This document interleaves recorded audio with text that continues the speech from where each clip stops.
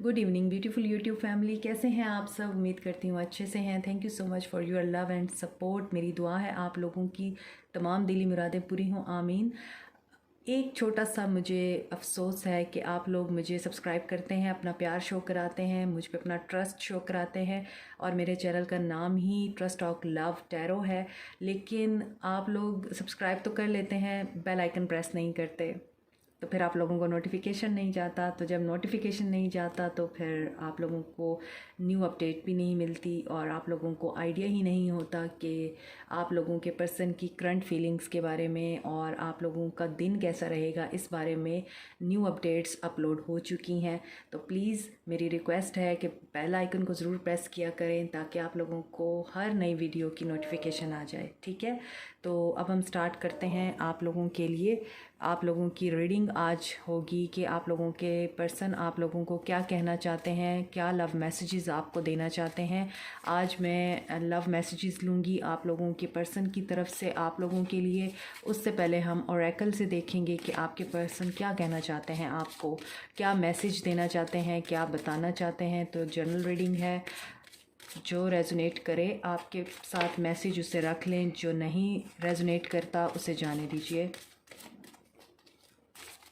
और पॉजिटिव रहिए। मैं हमेशा ये कहती हूँ पॉजिटिव स्टेट ऑफ माइंड में रहें ताकि अच्छी अच्छी रीडिंग हो। अट्रैक्शन, तो आपके पर्सन आपकी तरफ बहुत ज़्यादा अट्रैक्शन फील करते हैं। आपकी पर्सनालिटी से अट्रैक्शन होती है उनको, आपकी पर्सनालिटी से बहुत ज़्यादा अट्रैक्टेड हैं और आपके स्टाइल से, जिस तरह से आप बात करते हैं, उठते बैठते हैं, जिस तरह से आप बिहेव करते हैं पब्लिकली और जिस तरह से आप ड्रेसिंग करते हैं, आपकी एक एक चीज़ को बहुत ज़्यादा वो पसंद करते हैं, एडमायर करते हैं आपके पर्सन। तो आपकी तरफ बहुत ज़्यादा उन्हें अट्रैक्शन फ़ील हो रही है और वो काफ़ी अट्रैक्टेड हैं। इस वक्त आप लोग सेपरेशन में हैं, आप लोग बातचीत नहीं कर रहे, नो कॉन्टैक्ट मोड चल रहा है आप लोगों का। और ये भी हो सकता है ये सेपरेशन जो है अब एंड होने के पॉइंट पर है। Stay optimistic about your love life. जैसे कि मैंने आपको कहा है आप लोग सेपरेशन में हैं, लेकिन हो सकता है कि आप लोगों की सेपरेशन एंड पॉइंट पर है। तो ये उसकी कंफर्मेशन है कि ऑप्टिमिस्टिक रहिए अपनी लव लाइफ को लेके, अपने पर्सन को लेके। आप लोगों की सेपरेशन जल्दी एंड होगी और अगर आपको लगता है कि आप वर्दी नहीं हैं, आपका प्यार वर्दी नहीं है और इस रिश्ते में अब कुछ नहीं बचा, इस रिश्ते में कुछ ऐसा नहीं बचा कि आप दोनों एक हो सकें या आप दोनों एक दूसरे को माफ़ कर सकें या आप दोनों इस रिश्ते के ऊपर दोबारा से काम कर सकें, तो आपको ये सोच नहीं रखनी है। ऐसा कुछ भी नहीं है। आप लोगों में अट्रैक्शन भी है, आप लोगों में केमिस्ट्री भी है और आपकी लव लाइफ में पॉजिटिविटी भी आएगी, आपकी लव लाइफ दोबारा से रिन्यू भी होगी। आप लोगों को ये फेथ रखना है और ये नेगेटिव आपने थिंकिंग अपने माइंड में नहीं रखनी है। very soon your soulmate, your person, your twin flame is coming to you and he is returning back to you। तो यहाँ पर आप लोगों को क्लियरली डिसाइड करना है कि आप लोग ज़िंदगी में क्या चाहते हैं। जो आप चाहते हैं आपने उसी को इमेजिनेट करना है। Let go of control issues, तो जो सिचुएशन है इस वक्त आप उस सिचुएशन को जैसी है वैसे रहने दें, उसे कंट्रोल करने की कोशिश ना करें।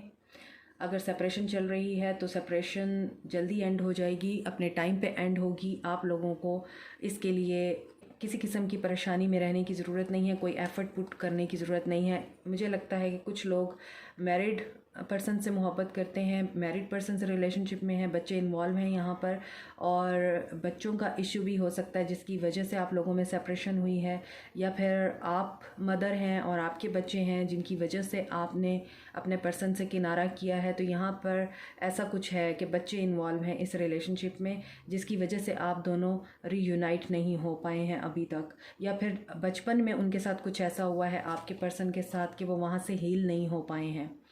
पैशन, लेकिन आपके रिलेशनशिप में पैशन है, आपके रिलेशनशिप में केमिस्ट्री है, अट्रैक्शन है आपके रिलेशनशिप में।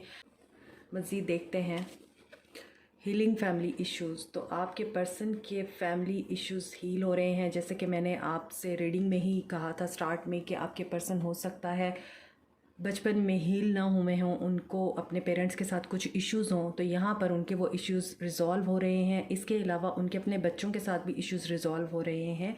And the last card is reconciliation. So आपके पर्सन आपकी तरफ बढ़ रहे हैं, जैसा कि मैंने आपको कहा था स्टे ऑप्टिमिस्टिक, क्योंकि आपकी रिकन्सिलिएशन होगी तो आपके पर्सन तमाम इश्यूज़ के साथ डील करने के बाद, हील होने के बाद आपकी तरफ अट्रैक्ट हो रहे हैं और यही अट्रैक्शन आपके पर्सन को रिकनसाइल करने पे मजबूर करेगी। So stay optimistic. अपने पर्सन की तरफ से मैसेज या कॉल का आप लोग ज़रूर वेट कीजिए और अपने पर्सन की तरफ से ऑप्टिमिस्टिक रहिए। नाउ हम देखते हैं कि आपके पर्सन आपको लेकर क्या सोच रहे हैं, आपके पर्सन की तरफ से क्या मैसेजेस हैं, लव मैसेजेस क्या आपको रिसीव होंगे।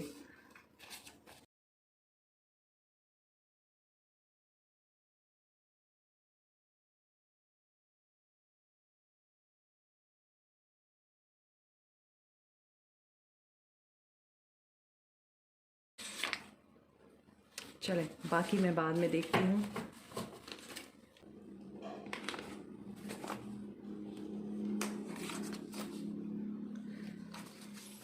I am hiding my true feelings. तो आपके पर्सन अभी इस वक्त अपनी फीलिंग्स छुपा रहे हैं आपसे। वो बता नहीं रहे कि आपके साथ वो कितना ज़्यादा इस वक्त अट्रैक्शन फील कर रहे हैं या आपको मिस कर रहे हैं, आपके लिए पैशनेट हो रहे हैं। ये चीज़ें वो आपसे छुपा रहे हैं। I replay over conversations over and over. तो जैसे कि आप लोग सेपरेशन में हैं, आप लोगों की बातचीत नहीं हो रही, लेकिन वो आपके और उनके दरमियान जितनी भी इस वक्त कन्वर्सेशन हुई हैं इस वक्त तक, वो रीप्ले कर रहे हैं और वो बार बार देख रहे हैं। I miss your little care and enormous love. तो आपने उन्हें जो प्यार दिया है, जो केयर दी है, वो उसको भूल नहीं पा रहे हैं। I couldn't let you get close to me. तो ऐसा भी हो सकता है कि आप अपने पर्सन के लिए बहुत ज़्यादा लविंग थे, केयरिंग थे, उनकी एक मदर की तरह आप लोग केयर करते थे, लेकिन वो आपको अपने करीब नहीं आने देते थे। मीन्स आपको स्नब करते थे या फिर आपको डांट देते थे कि आपकी केयर को वो नेगेटिव लेते थे। वो समझते थे कि आप शायद उनके ऊपर चेक रख रहे हैं और इस वजह से वो आपको बार बार दूर धकेलते थे। I like your speaking style.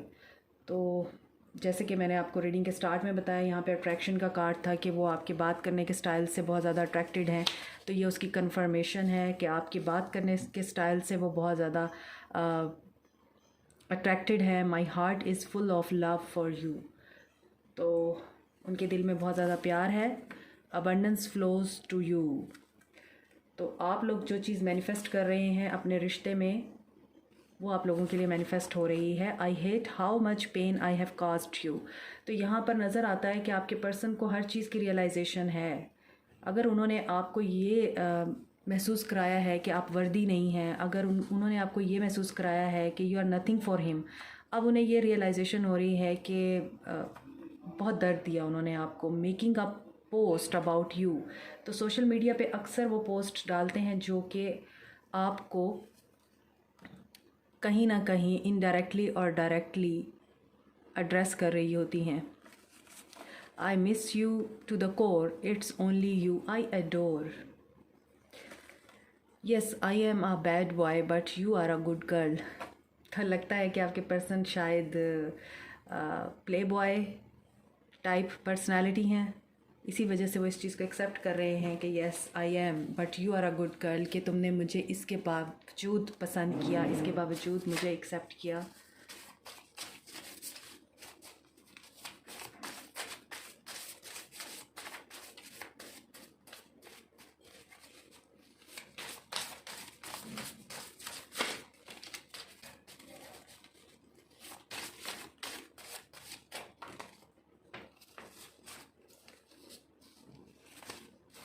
जब कार्ड्स इस तरह जंप आउट होते हैं, इसका मतलब यही होता है कि आपके पर्सन बहुत ज़्यादा बेचैन हैं, अपसेट हैं, इम्पेशेंट हैं, एक्साइटेड हैं और अब वो दूर नहीं रह पा रहे हैं आपसे।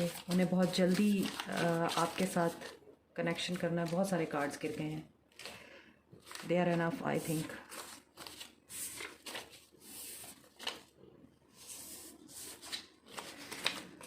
Remember I will always love you. तो वो कह रहे हैं कि ठीक है, हमारे दरमियान जो कुछ भी हुआ है अभी तक, इस चीज़ को हमेशा याद रखना कि मैं तुम्हें हमेशा प्यार करूँगा और मेरा प्यार तुम्हारे लिए ख़त्म नहीं होगा। यहाँ पर भी ये मैसेज है, my heart is full of love for you. तो प्यार तो बहुत है आपके पर्सन के दिल में आपके लिए over love was written in the stars. तो उन्हें इस चीज़ का एहसास है, वो आपको ये बता रहे हैं कि हमारा जो प्यार था वो स्टार्स यानी कि आसमानों पे लिखा हुआ था और डेस्टाइंड था, लेकिन मैं ही गलत इंसान था, मैं ही बुरा आदमी था कि मैंने इस प्यार को अंडरस्टैंड नहीं किया। You are the only one that truly gets me. और उनकी ज़िंदगी में आज तक कोई ऐसा बंदा नहीं आया जिसने उनकी ट्रू सेल्फ़ को पाया हो। ये आप ही हैं जिन्होंने आपके पर्सन को इस चीज़ की रियलाइजेशन कराई कि आप वो हैं जो उनके पूरे प्यार को डिज़र्व करती हैं और उनकी ट्रू सेल्फ़ को डिज़र्व करती हैं। I love you. So he is saying that he loves you. You look beautiful in white dress. तो अगर आपने उनके सामने कभी वाइट ड्रेस पहना है तो वो आपको बता रहे हैं कि आप बहुत खूबसूरत लगते हैं। I am not intentionally ignoring you. So ये इस चीज़ की कन्फर्मेशन है कि आप लोग एक दूसरे से बात नहीं कर रहे हैं, तो आप लोगों को ये चीज़ नहीं सोचनी कि वो आपको इंटेंशनली इग्नोर कर रहे हैं। ऐसा नहीं है, कुछ सर्कमस्टांसिस हैं जिसकी वजह से वो आपसे भी बात नहीं कर पा रहे। फैमिली इश्यूज़ हो सकते हैं, करियर इशू हो सकता है। I feel safe with you. तो आपके पर्सन आपको ये बात बता रहे हैं कि आप उनको प्रोटेक्ट करते हैं, आप उनकी सिक्योरिटी हैं, आपके साथ उनको बहुत ज़्यादा सेफ़ फील होता है, आपके साथ वो बहुत स्ट्रॉन्ग फील करते हैं। Your eyes are just wow. तो आप लोगों की आइज़ काफ़ी खूबसूरत हैं मेरे व्यूअर्स की, जिनके ऊपर आपके पर्सन मरते हैं। Just being near you is intoxicating. तो आपके पर्सन जब आपके साथ होते हैं तो उन्हें ऐसा लगता है कि बस दुनिया में सिर्फ आप ही आप हैं और कोई नहीं है। So he feels intoxicated by you. उनके ऊपर आपका जादू चलता है, आपकी खूबसूरती का। I know you don't feel the same. So आपके पर्सन को ये रियलाइजेशन भी है कि अब आप उस तरह से फील नहीं करते उनके बारे में जैसे पहले करते थे। अब आप उतनी इंटेंसिटी के साथ उनसे प्यार नहीं करते जैसे आप पहले करते थे।